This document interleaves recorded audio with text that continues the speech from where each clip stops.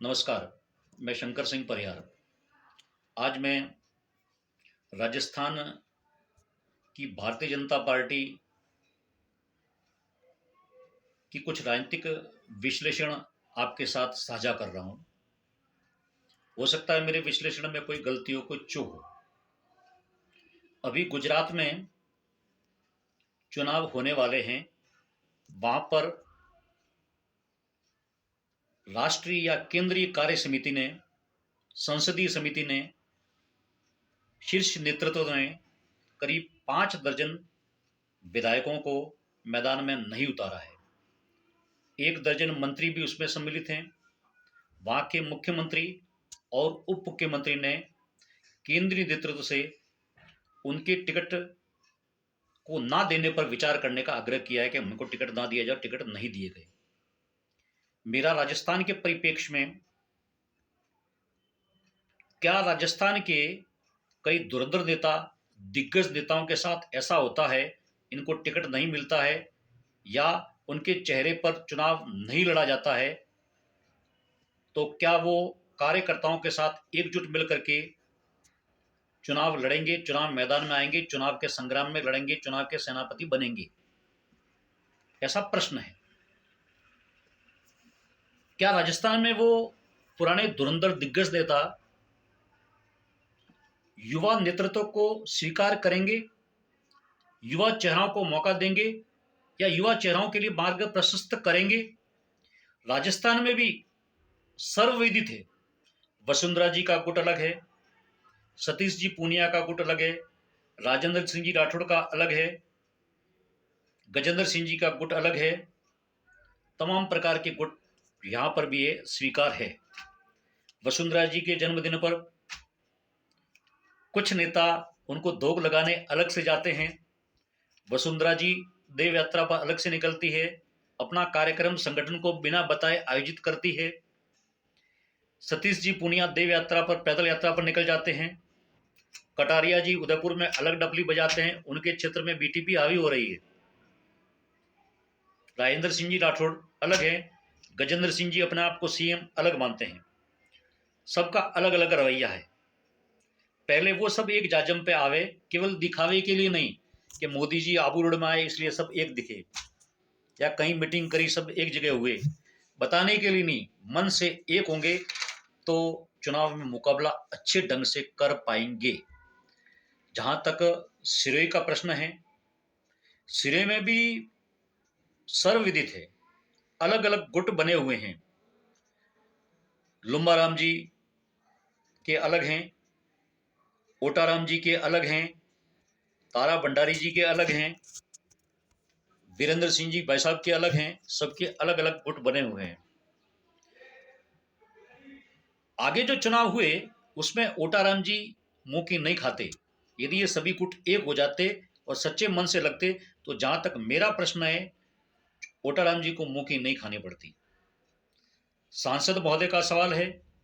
सांसद महोदय ने सिरोही में कार्यकर्ताओं की गिनाने लायक एक भी काम नहीं करवाया है। मेरा उनसे आग्रह है, अभी 1 साल बाकी है, कार्यकर्ताओं को दिखाने के लायक कोई काम कर ले वे, ताकि कार्यकर्ता बता सके कि हमने ये काम किया है, हमारे सांसद महोदय ने ये काम किया है। उन्होंने तो केवल केंद्र सरकार के मद से जो पैसा आता है वो, सांसद मद से जो काम होते हैं वो, या सरकारी योजना उनको इम्प्लीमेंट करवाने का काम करते हैं। बाकी सिफर। विकास देखना हो तो एक आईना है जिसमें सब कुछ दिख जाएगा।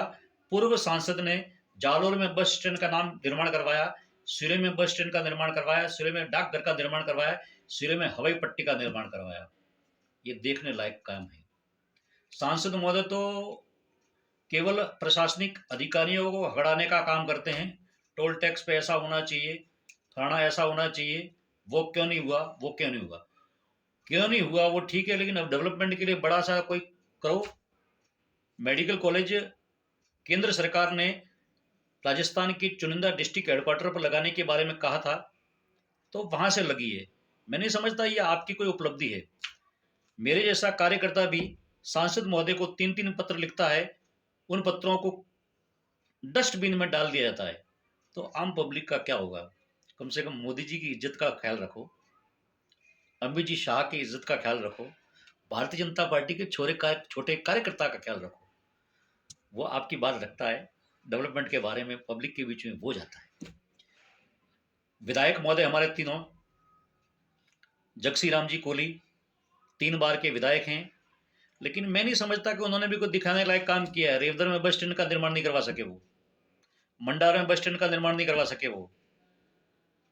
अब ठीक है, सरकारी योजना चल रही है और बीजेपी के नाम से गाड़ी चल रही है, वो अलग बात है। समाराम जी के बारे में आप जानते ही हैं। ओटाराम जी ने जरूर डेवलपमेंट के पहले काम करवाए, ओवरहेड टंकियां बनाई, सीवरेज जो सिरोही जिले में चल रहा है उनका श्रेय जाता है तो ओटाराम जी को जाता है।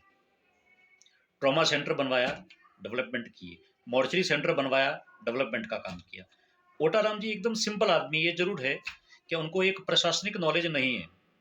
उनको एक अच्छा आरएएस अफसर मिले कि वो जीतने के बाद एक पीए के रूप में, या अच्छा कोई पीए मिले ताकि कितनी योजनाएं ला सकते हैं, राज्य सरकार से डेवलपमेंट करवा सकते हैं, वो अच्छे ढंग से करवा सकते हैं। सुलझे हुए हैं, आम कार्यकर्ता से हंस के मिलते हैं, इसमें कोई दो राय नहीं।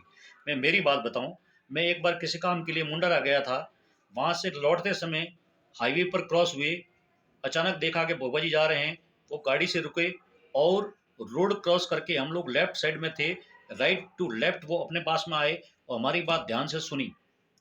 और ओटाराम जी को कई कार्यकर्ता, छोटा मोटा कार्यकर्ता कोई भी कह लेवे, हमेशा हंस के जवाब देना और काम भी करवाना, दिल के साफ हैं, इसमें कोई दो राय नहीं। लेकिन प्रशासनिक अनुभव की जरूर कमी खलती है और धीरे धीरे हो सकता है दूर हो जावे। मैं सोचता हूं क्या युवाओं के लिए मार्ग प्रशस्त करने का काम ये सभी लीडर्स करेंगे? और नहीं करते हैं तो भारतीय जनता पार्टी की रीति नीति के अनुसार चलने के लिए युवा तभी प्रेरित होगा, कार्यकर्ता तभी प्रेरित होगा जब ये सब एक हो जाएंगे, तब काम एक होगा और होना भी चाहिए। मैं सोचता हूं भारतीय जनता पार्टी के बड़े नेताओं को केवल सर्किट हाउस में या डाक बंगले में या होटलों में स्वागत नहीं करवाना है। आम चौराहे पर भले 20 लोग हो गए, उसमें बड़ी बात नहीं है। आम चौराहे पर स्वागत करावे, गाड़ियां उनकी वहां खड़ी रहे, वहां झंडे लगे, ताकि आम पब्लिक से भी संवाद हो सके। वो केवल सर्किट हाउस में आते हैं और माला पहनाते हैं कार्यकर्ता जाकर के और रवानगी, ऐसा नहीं होना चाहिए।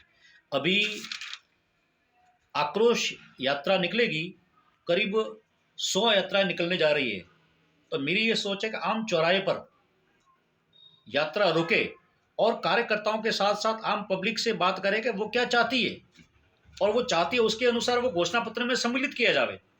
केवल एसी रूम में बैठ के नहीं, या अधिकारियों को ब्यूरोक्रेट्स के भरोसे नहीं, क्योंकि पब्लिक के बीच में आपको रहना है। अधिकारी ट्रांसफर होकर के दूसरी जगह चला जाएगा, कार्यकर्ता बीच में रहेगा, आम जनता के बीच में, आम पदाधिकारी बीच में रहेगा जनता के, और आप रहोगे जनता के बीच में, अधिकारी नहीं रहेगा।